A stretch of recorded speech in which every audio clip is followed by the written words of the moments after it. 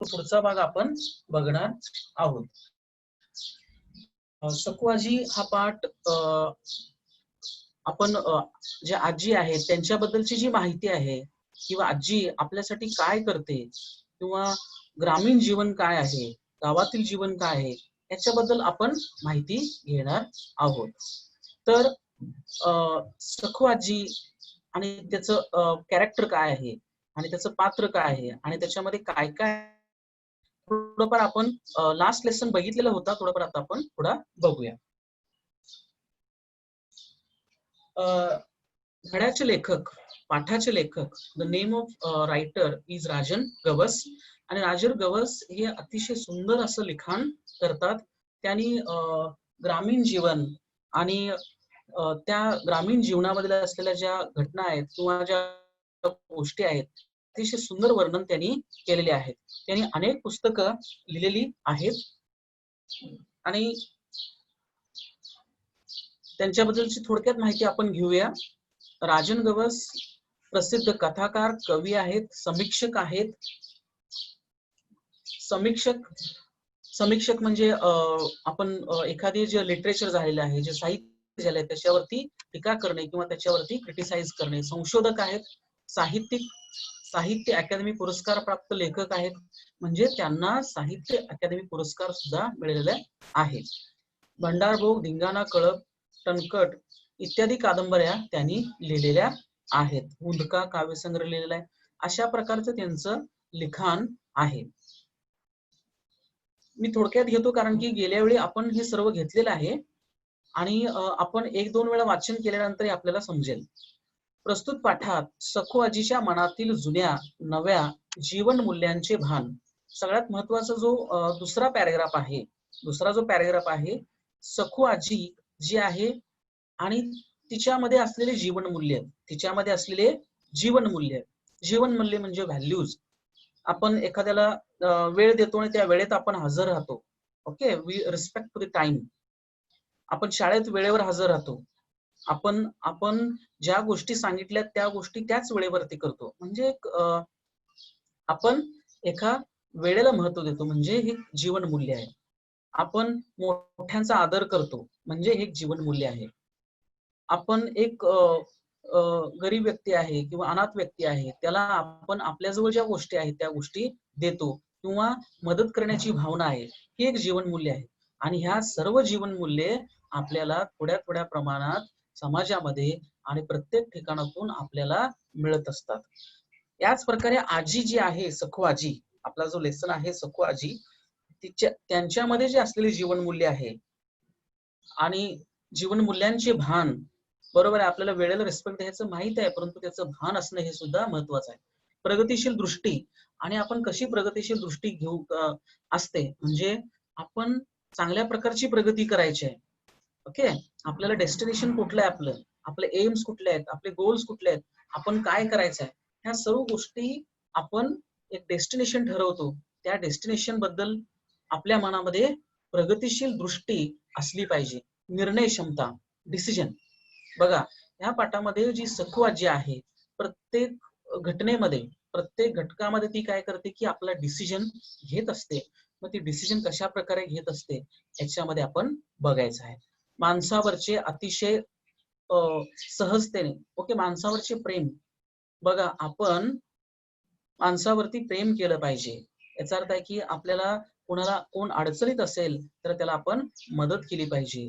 कोणाला काही गरज असेल तर त्याला आपल्याला मदत करून त्याची जी गरज आहे ती भागवली पाहिजे. अशा प्रकारचे हे जे जीवन कौशल्य आहेत किंवा जीवन मूल्य आहेत, आणि त्या आजीमध्ये, ज्या सखू आजी आपला लेसन आहे त्यांच्यामध्ये जी जीवनमूल्य आहेत त्यांचं आपल्याला ओघावत्या शैलीत लेखकाने काय केलेलं आहे की अशा चांगल्या प्रकारे त्यांनी लिखाण ह्याच्यामध्ये केलेलं आहे. तर पुस्तक जे आहे आपलं मराठीचं पुस्तक अशा प्रकारे तुम्हाला डिस्प्ले दिसेल. तुमच्याजवळ ती पुस्तक असतील तर त्या पुस्तकांचा वापर तुम्ही करून बघू शकता, कारण की तुम्हाला व्हिज्युअलायझेशन झालं पाहिजे, पुस्तक बघितलं पाहिजे आणि पुस्तकामध्ये कुठल्या पानावरती काय आहे आणि कशामध्ये काय आहे. ओके, ह्या सर्व गोष्टी तुम्हाला समजता येतील. त्यामुळे पुस्तक बघणं, ओके, ते सुद्धा महत्वाचं आहे.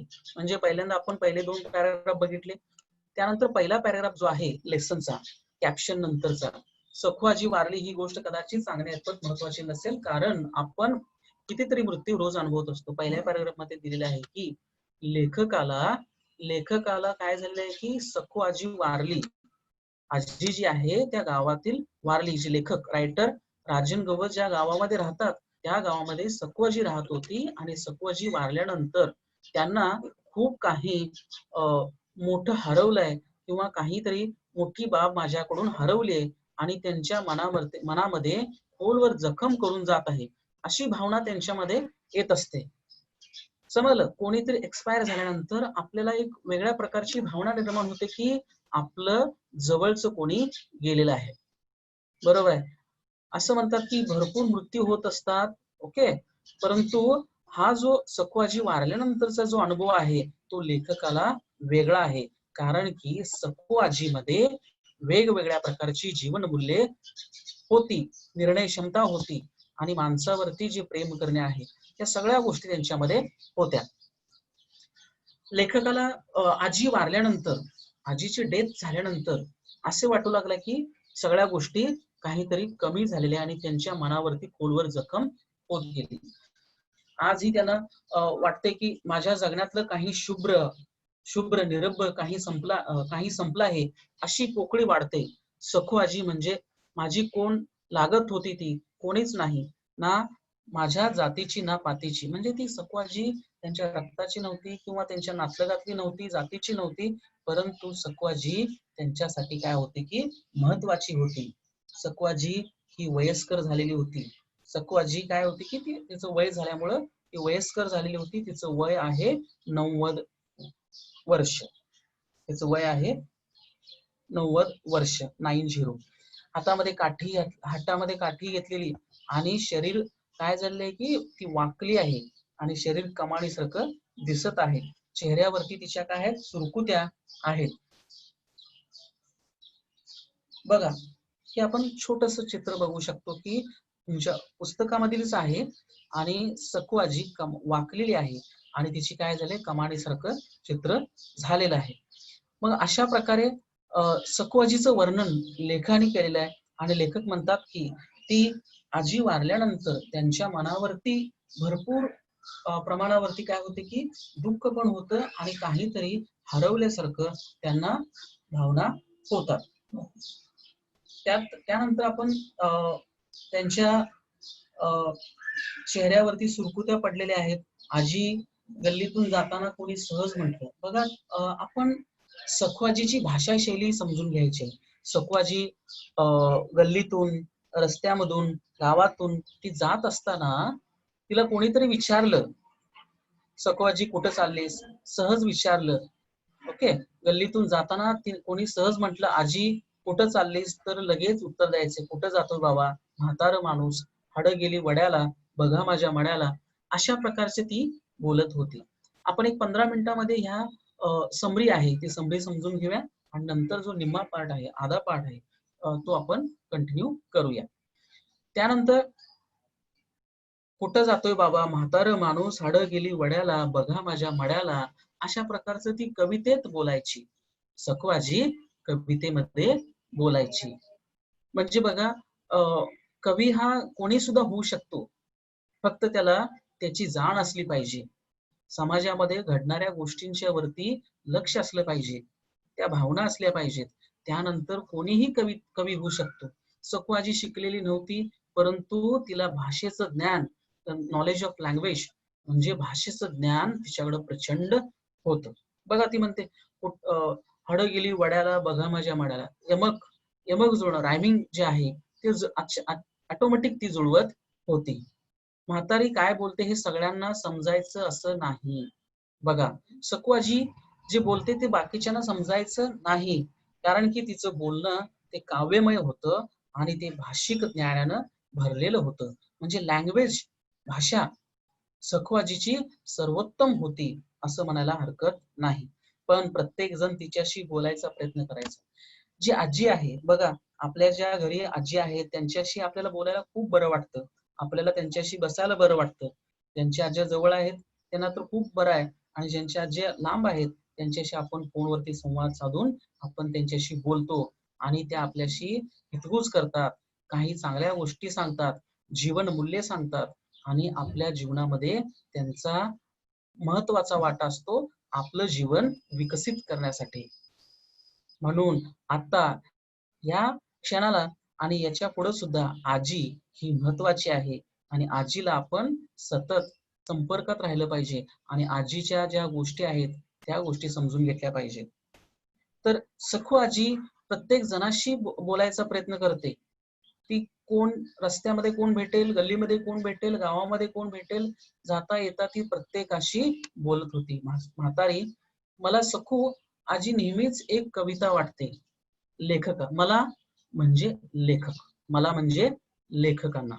लेखकांना सखू आजी नेहमी एक कविता वाटते. लेखकांना काय वाटते की ती कविता वाटते, ती कवितेत बोलते.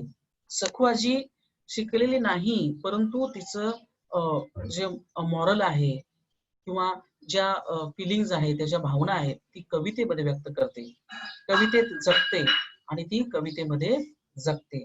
तिच्या इतकं प्रचंड भाषिक ज्ञान मला कोणाच्याकडेही दिसलं नाही. बघा, भाषिक ज्ञान, नॉलेज ऑफ लँग्वेज, जे भाषा आहे त्या भाषेचं ज्ञान कुणाकडेही दिसलेलं नाही. आपण असं म्हणू शकत नाही की ज्यांनी भरपूर अभ्यास केलेला आहे किंवा फक्त डिग्र्या घेतलेल्या आहेत किंवा त्याचं MA झालेलं आहे, BA झालेलं आहे, शाळा पूर्ण केलेल्या आहे, परंतु भाषिक ज्ञान असेल असं नाही. ओके, कवितेत जगते, तिच्या इतकं प्रचंड भाषिक ज्ञान असेल मला कुणाकडं वाटलं नाही. म्हणजे लेखकाला सुद्धा म्हणायचं आहे की आजीकडं भरपूर असं प्रचंड भाषिक ज्ञान होतं. बघा, सखू आजी सहज बोलायला लागली तर एक कविताच बोलायची. म्हणजे कोणी म्हटलं, म्हातारी गप्प घरात बसायचं सोडून कुठं निघालेस मरायला. बघा, म्हातारे जे आजी असतात त्यांच्या चेष्टा करणे, त्यांची मस्करी करणे, या सगळ्या गोष्टी चालत असतात. कारण की त्यांच्यामध्ये ती प्रगल्भता, त्यांच्यामध्ये ती मॅच्युरिटी असते. आपल्याला कोणतर म्हटलं कुठं चाललंयस मरायला तर आपण लगेच वाद करू, परंतु म्हातारी जी आहे, ज्या आजी आहेत त्या समजूतदार असतात. बघा, काय म्हणतात ते, म्हातारी गप्प घरात बसायचं सोडून कुठं निघालीस मरायला. ओके, बघा याच्यामध्ये दिले म्हातारी, दुसऱ्या लाईन मध्ये बघा, म्हातारी गप्प घरात बसायचं सोडून कुठं निघालीस मरायला. दुहेरी अवतरण चिन्ह आहे आणि वाक्य पूर्ण झाल्यानंतर पूर्ण विराम आहे. बरोबर आहे, म्हणजे जे बोललेलं वाक्य आहे ते आपण त्या दुहेरी अवतरण चिन्हामध्ये लिहितो. परीक्षेमध्ये आपल्याला असं पण विचारलं जातं की दिलेल्या वाक्यातील पंक्च्युएशन, विरामचिन्हे ओळखा. त्यावेळी आपण दुहेरी अवतरण चिन्ह आणि पूर्ण विराम असं पूर्ण वाक्यामध्ये खाली लिहायचंय. तर ती लगेच म्हणायची, मरण लोकाला, काय म्हणायची, जे म्हटलेलं आहे डायरेक्ट ते दुहेरी अवतरण चिन्हामध्ये आपण लिहितो. मरण लोकाला, सरण दिकाला, माझं कपाळ भरलं, आभाळ मरलं, माणूस झिजलं काणूस, म्हातारी नवसाची भरून उरायची. ओके, मरण लोकांना आहे, मला नाही म्हणते ती. जे मरायचं आहे, जे मरण आहे ते लोकांच्यासाठी आहे, माझ्यासाठी नाही. आता खाली चित्र दिलेलं आहे, कानस. ओके, कानस म्हणजे जे आपण सूर्य आहे, चाकू आहे, त्याच्यासाठी धार लावण्यासाठी ते आपण वापरतो, ती वस्तू. मग अशा प्रकारचं ती प्रत्येक वाक्य जोडून आपल्या काव्यमय ती बोलायची. हे सगळं ती जुळवून बोलायची असं नाही. म्हणजे ती असं सगळं जोडून असं बोलायची नाही, काहीतरी ती लिहून आणायची आणि त्यानंतर बोलायची नाही, ती सहज बोलायची. पण ती बोलायला लागली की ते आपोआप तिच्या तोंडातून ती बाहेर यायची. तिच्याशी बोलताना एक अवर्णनीय आनंद मिळायचा. लहानपणी शाळेला जाता जाता आजी आम्हाला गोळा करून बसायची आता आजी काय करायची की शाळेला जाताना आम्हाला म्हणजे लेखकांना, आम्हाला म्हणजे लेखकाला काय करायची की ती एका ठिकाणी बसवायची आणि त्यांना त्या ठिकाणी बसवून काय करायची की गोष्टी सांगायची. बघा, आजी गोष्टी सांगायची. गोष्टी सांगून मुलांना त्यांच्या नैतिकता, त्यांची मूल्य ही काय करत होती की चांगल्या प्रकारे समजावून सांगत होती. शाळेला जाताना काही वेळ आणि शाळेहून येताना काही वेळ. बघा, शाळेतून येताना मुलं ज्यावेळी शाळेतून येतात त्यावेळी त्यांना बसवून ती काय करायची, त्यांना गोष्टी, स्टोरी सांगायची. आणि शाळेला जाताना सुद्धा आणि शाळेहून येताना सुद्धा मुलं काय करायची, घोळका होऊन बसायची. बघा, अशा प्रकारे काय करायचे की एक चित्र दिलेलं आहे, एक काल्पनिक चित्र दिलेलं आहे. त्याच्यामध्ये मुलं काय करायची की बसायची आणि त्या गोष्टी ऐकायची आणि त्यांच्यामध्ये वेगवेगळ्या प्रकारचे विचार आणि त्या गोष्टी त्यांच्या डोक्यामध्ये तरंगत राहायच्या. शाळेला जाताना काही वेळ, शाळेहून येताना काही वेळ असा तो ठरलेला कार्यक्रम असायचा. एकदा आजीनं एक गोष्ट सहज सुरू केली आणि ती संपवली. आजीनं काय केलं, एक छोटी गोष्ट सुरू केली आणि ती लगेच संपवली. पण ती माझ्या मनात दीर्घकाळ रेंगाळली. माझ्या मनात म्हणजे लेखकाच्या मनात. आजीनं गोष्ट चालू केली आणि ती गोष्ट लगेच संपली. शेतात एक साप होता. गोष्ट काय होती बघा, शेतात एक साप होता, त्याचा माणूस झाला, त्याला पंख फुटले, तो समुद्रावर गेला, 4 तपश्चर्या केली, परत आला, त्याचा बैल झाला, खांदा मळला, नांगर झुंपला, फळाला नागिन डसली, बैलाचा दातपुंडी बसली, नांगराची नदी झाली, बैलाला अंघोळ घातली.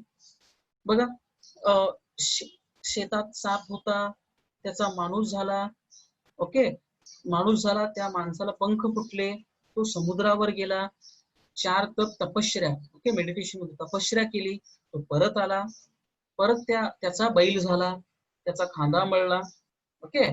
आपण बघूया चित्र. आणि त्यानंतर नांगर झुंपला, त्यानंतर जो फळ असतो, जो नांगर असतो, ओके, त्याला नागिन डसली, बैलाची दातपुंडी बसली आणि नांगराची नदी झाली, बैलाला अंघोळ घातली. बघा, अशा प्रकारचं आपण चित्रामध्ये बघू शकतो की नांगर जो आहे तो शेतकरी हाकत आहे, ओके, त्यानंतर बैल आहे आणि हे शेत आहे. अशा प्रकारचं एक चित्र मी तुम्हाला दाखवलेलं आहे की त्याच्यामध्ये समजेल की काय ऍक्च्युअल नांगर म्हणजे काय, ओके. त्यानंतर तो फळ खाली जो जमिनीमध्ये गेलेला आहे, तो शेतकऱ्याच्या हातामध्ये आहे, तो जमिनीमध्ये आहे, तो नांगर आणि त्याचा तो जमिनीमध्ये गेलेला भाग आहे, तुला आपण फळ म्हणतो, ओके.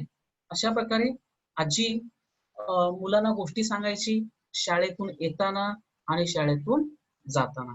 बघा, सखू आजी ही एक व्यक्तिमत्व जे आहे त्याच्यामध्ये लोकांच्या बद्दल असलेली सहानुभूती आहे आणि जवळच्या लोकांच्यासाठी जितकं होता होईल काम करणं, मदत करणं, त्यांना सांभाळून घेणं, त्यांना नवीन गोष्टी सांगणं, ह्या सर्व त्या सखू आजी करत होती आणि मुलं आश्चर्याने त्या गोष्टी ऐकत होती. आणि मला असं वाटतं की आपण सुद्धा आपल्या तुमच्या ज्या आजी आहेत त्यांच्याकडून सुद्धा तुम्ही गोष्टी ऐकत असाल. त्यानंतर आपण ती पुढे गोष्ट आजी सांगत राहायची. आजीच्या चेहऱ्यावर बदलणारे भाव आणि हाताच्या हालचाली, चेहऱ्यावरचे भाव, गेस्चर्स, चेहऱ्यावरचे बदलणारे भाव. बघा, आजी बोलताना त्याच्यामध्ये हावभाव यायचे, चेहऱ्या, गेस्चर्स, हाताच्या हालचाली म्हणजे मुवमेंट्स, हाताच्या ज्या मुवमेंट्स आहेत, या साऱ्यातून हे सारं आपल्या समोर घडत आहे.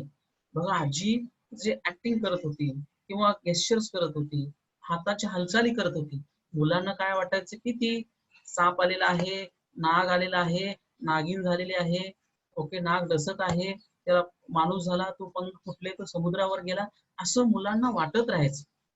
असं वाटून अंगावर शहारे यायचे. मुलांच्या शहारे येणे म्हणजे अंगावरती काटे येणे.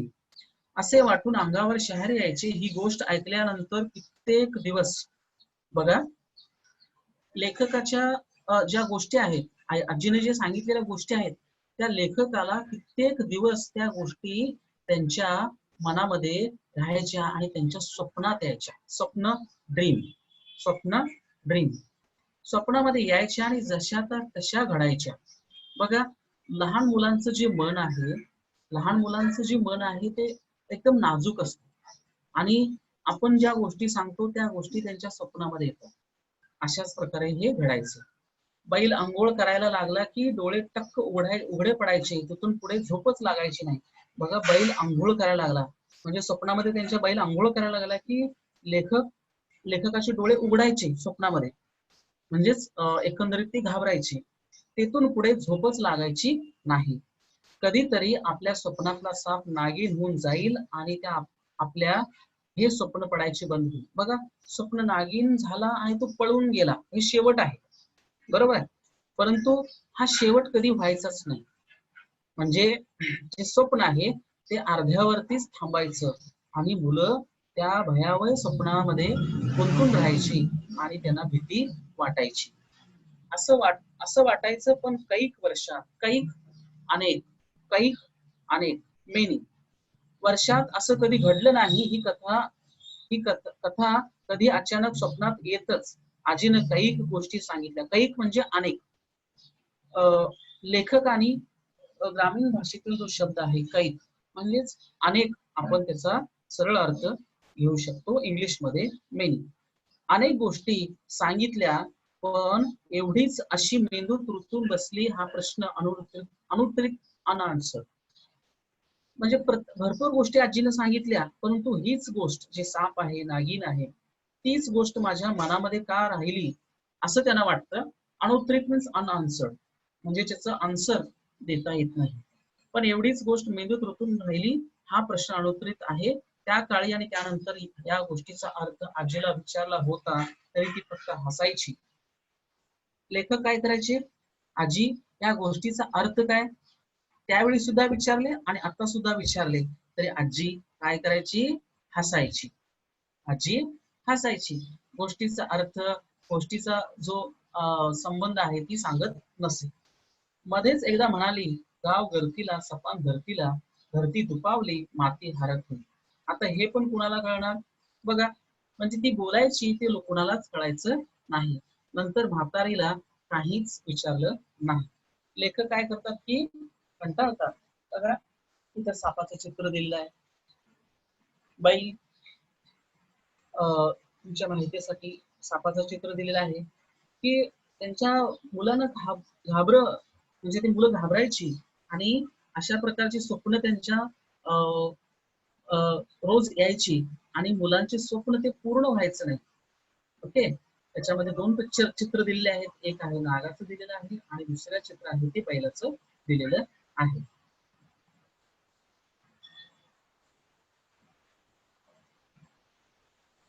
त्यानंतर सकू आजी, इथं आपण आलो होतो.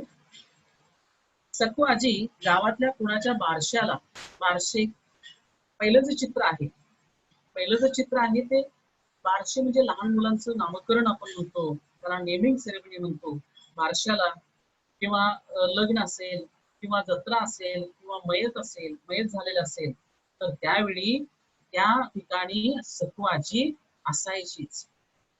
कारण की सकू आजी पुढाकार घ्यायची. सकू आजी सगळ्या गोष्टीमध्ये पुढे जाऊन ती काम करत होती, कारण की सकू आजी मध्ये नेतृत्व गुण होते. बघा, कुणाच्या गावामध्ये कुणाचं बारसं असेल, लग्न असेल, कोणी मयत झाले असेल, ती हटकून पुढे असायची. म्हणजे पहिल्यांदा ती पुढे असायची. सगळं तिच्या म्हणण्यानुसार चालायचं. गावामध्ये कोणतीही गोष्ट होत असेल तर ती गोष्ट सकू आजीच्या म्हणण्यानुसार चालायची. तिच्या शब्दाला चॅलेंज नसायचा. गावातल्या बापय माणसात ती एकदम बरोबरीनं वावरायची. बापय माणूस म्हणजे पुरुष, म्हणजे पुरुष मंडळी जी आहेत गावातले, त्यांच्या बरोबरीनं ती चालायची. एकदा गावच्या लक्ष्मीची जत्रा ठरली. गाव म्हणजे विलेज, लक्ष्मी देवीचं नाव आहे आणि जत्रा म्हणजे फेस्टिवल आपण म्हणतो किंवा फेअर म्हणतो. जत्रा ठरली, इडं पडलं, चाकाबंदी झाली, अशा गावातील वस्तू बाहेर जाऊन द्यायचं नाही असा नियम.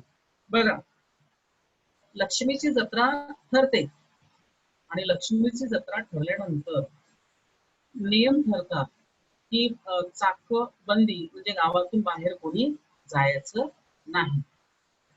अशा गावातील वस्तू बाहेर जाऊ द्यायचं नाही असा नियम अशा सातबा घोरपडेचा पोरगा वावग वागला. सातबा हे जे नाव आहे सातबा घोरपडे, सातबा घोरपडे हे व्यक्तीचं नाव आहे. ओके. आणि त्यांचा पोरगा, पोरगा याचा अर्थ आहे की मुलगा. सातबा यांचा मुलगा वावग, वावग याचा अर्थ आहे की वाईट, वागला बिहेव. म्हणजे सातबा घोरपडे यांचा मुलगा काहीतरी वाईट वागतो त्यावेळी गावातील सर्व लोक काय करतात, गाव बैठक घेतात. आता गाव बैठकचे चित्र मी तुम्हाला दाखवतो. खाली जे तिसरं चित्र आहे, खाली जे तिसरं जे चित्र आहे ते गाव बैठक. लक्ष्मीची जत्रा ठरते बघा, जत्रेचे इडे पडतात म्हणजे सगळे नियम ठरतात. आणि त्यानंतर सातबा यांचा जो मुलगा आहे, पोरगा म्हणजे मुलगा बॉय, काहीतरी विचित्र वागतो त्यावेळी ते काय करतात, गावसभा भरवतात. गावसभा याचा अर्थ आहे की ग्रामीण भागामध्ये लोक एकत्र येतात आणि काही विशिष्ट गोष्टीवरती चर्चा करतात आणि निर्णय घेतात. त्याला आपण ग्रामसभा, ग्राम मीटिंग सुद्धा म्हणतो. बघा खाली तिसरं जे चित्र आहे ते ग्राम सभेचं आहे. तर आजी, सखू आजी ह्या सर्व गोष्टीमध्ये काय करते, आपल्या निर्णय क्षमता देत असते. पंच म्हणाले रिवाजानुसार सातबाच्या पोराला दंड आकारायचा. म्हणजे रिवाज, रूल्स, ट्रेडिशन, सातबाच्या मुलाला दंड करायचा. सगळ्यांनी माना डोलावल्या, निर्णय फायनल. तेवढ्यात म्हातारी कुठली. बघा गावातील सर्व लोकांनी काय केलं की सातबाच्या मुलगा हा वावग वागला आहे, वाईट वागला आहे, तर त्याला आपण दंड करूया. परंतु आजी मध्ये सुटते. बघा आजी काय आहे, निर्णय क्षमता, निर्णय देणारी. ओके. मग त्यावेळी ती उठते. पोरग मांडीवर घाण करते म्हणून मांडी कापता वैगा. बघा आणि आता वाक्य वाचतो मी. पोरग मांडीवर घाण करते म्हणून मांडी कापता वैगा. जर लहान मुलगा मांडीवरती घाण करत असेल तर आपण मांडी कापतो का, असं ती म्हणते. बरं. मग आपल्या घरातल्या घराच्या वाटेला लागले आपल्या, मग सगळे काय करतात की म्हणजे आपण कोणीतरी चूक केली, लहान मूल चूक केलं तर त्यांना आपण माफ करावं असं ती सगळ्यांना समजावून सांगते. आणि प्रत्येक जण त्या आजीचं ऐकतो आणि काय करतो, घरी जातो, आपापल्या घरच्या वाटेला लागले. सातबाच्या पोराला कोणीच काही बोललं नाही. म्हातारीची गावाला भीती होती. बघा म्हातारी जी आहे, जे बोलेल, जे सांगेल ते खरं व्हायचं आणि गावातील लोक काय करायचे, ते सर्व गोष्टी ऐकायचे. चित्र बघा खाली.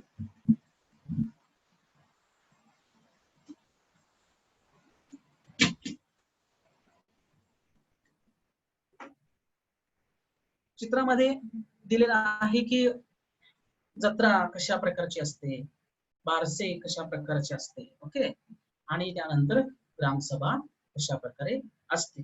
आजीचं नेतृत्व गुण याच्यामधून आपल्याला समजलं. बघा दुसरं एक चित्र आहे,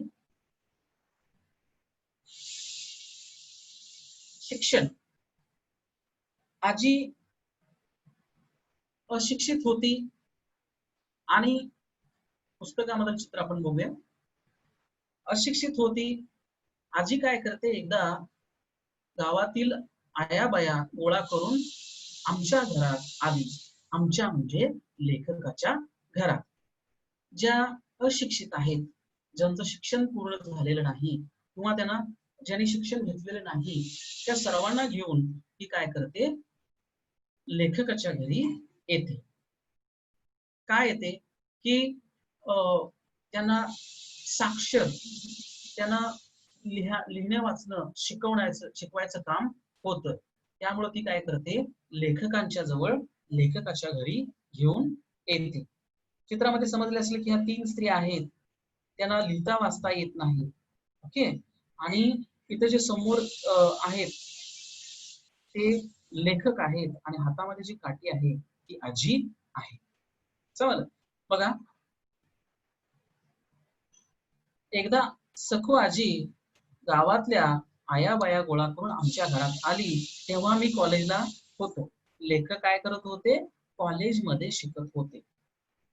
आमच्या भागात म्हणजे लेखकाच्या गावी, लेखकाच्या भागामध्ये प्रौढ साक्षरतेचे वर्ग जोरात होते, पण आमच्या गावातील एकही चालत नव्हता.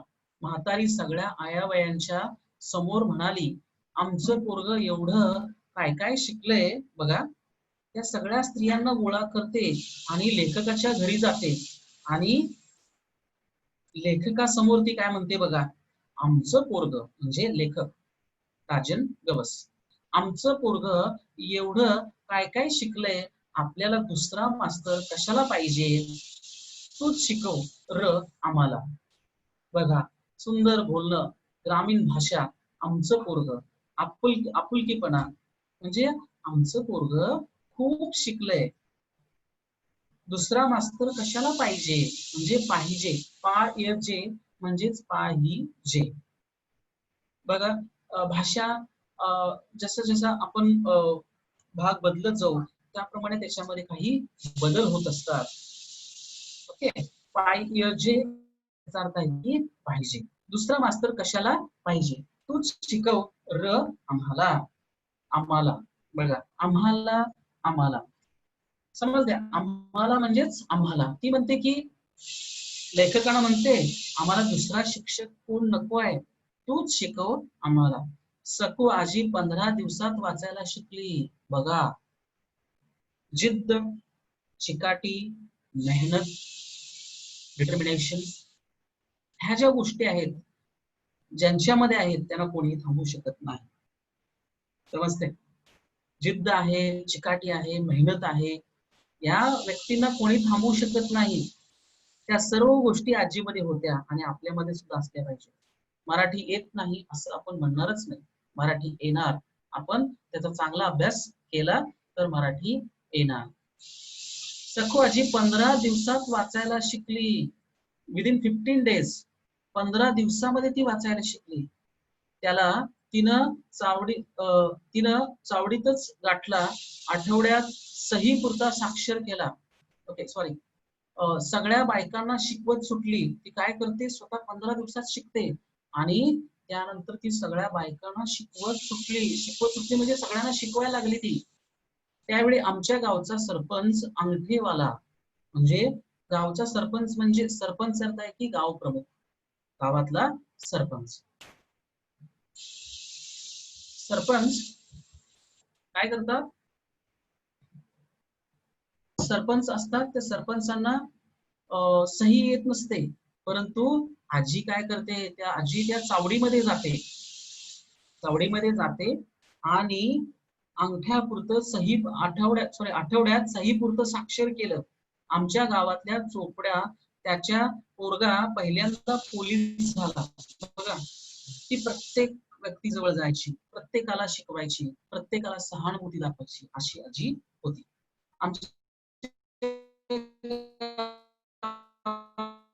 चोपडा यांचा मुलगा पहिल्या करून त्याला ड्रेसवर ओवाळलं. ओके, ओवाळणी, आरती करणे. ओके, त्याच्यावरती औक्षण त्यांनी केलं. बघा, पोलीस झाल्यानंतर गावामध्ये एक पोरगा याचा अर्थ आहे मुलगा. ओके, बर, एक मुलगा गावामध्ये पोलीस झाला. आजी बघा, आजीला पोलीस झाल्यानंतर तिला हाऊस झाली.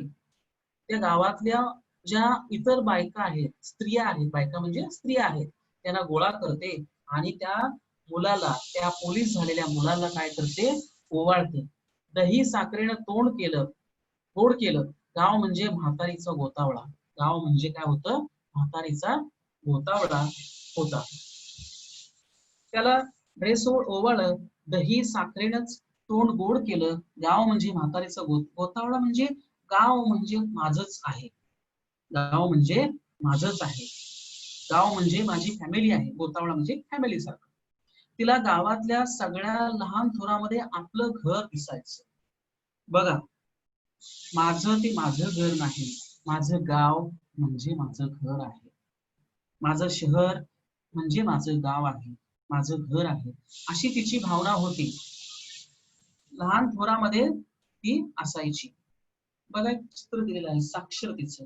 म्हणजे प्रौढ साक्षरता म्हणजे ज्या स्त्रिया आहेत, त्या स्त्रिया त्यामध्ये ज्यांना लिहिता वाचता येत नाही, ज्यांना सही करता येत नाही, त्या शिकतात. एक चित्र दिलेलं आहे. आणि त्यानंतर आजी जी आहे ती सर्वांच्या मध्ये मिसळायची, सर्वांच्या ठिकाणी जायची.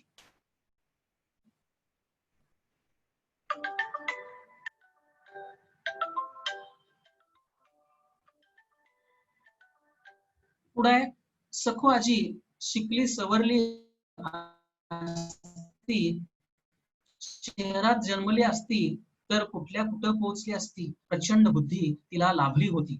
जर लेखक असे म्हणतात सखू आजी शिकलेली असती तर ती मोठी झाली असती, शहरात जन्मली असती तर ती कुठे कुठे पोहोचली असती.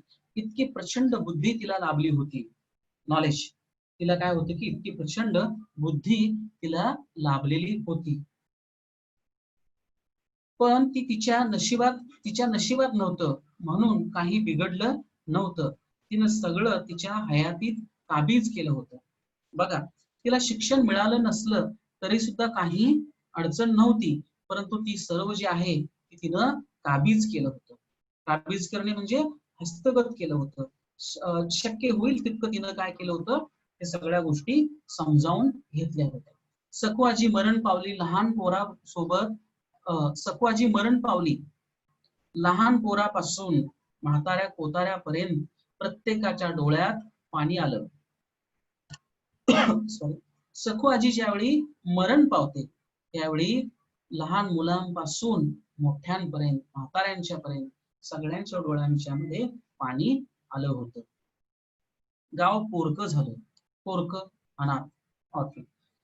आजी गेल्यानंतर गावामध्ये काय झालं की सगळ्यांच्या लोकांच्या मध्ये अनाथ ही भावना निर्माण झाली. आता फक्त आजीच्या दंतकथा घडलेल्या न घडलेल्या प्रत्येक म्हणजे आजी आता मृत पावल्यानंतर सर्व रडू लागले. त्यांच्यामध्ये एक नवीन म्हणजे एक पोकळी निर्माण झाली. प्रत्येक गावातील अशी एक आजी गावचा गोतावळा सांभाळून गेलेलीच असते. आणि लेखक म्हणतो प्रत्येक गावामध्ये आजी असतेच आणि प्रत्येक घरामध्ये सुद्धा आजी असते. म्हणून आपण आपल्या आजीला समजते, आपल्या आजीला आपण आदर केला पाहिजे, आजीचा आदर केला पाहिजे, आजीचे आपण नतमस्तक झालं पाहिजे. कारण की आजी ही आजीच असते.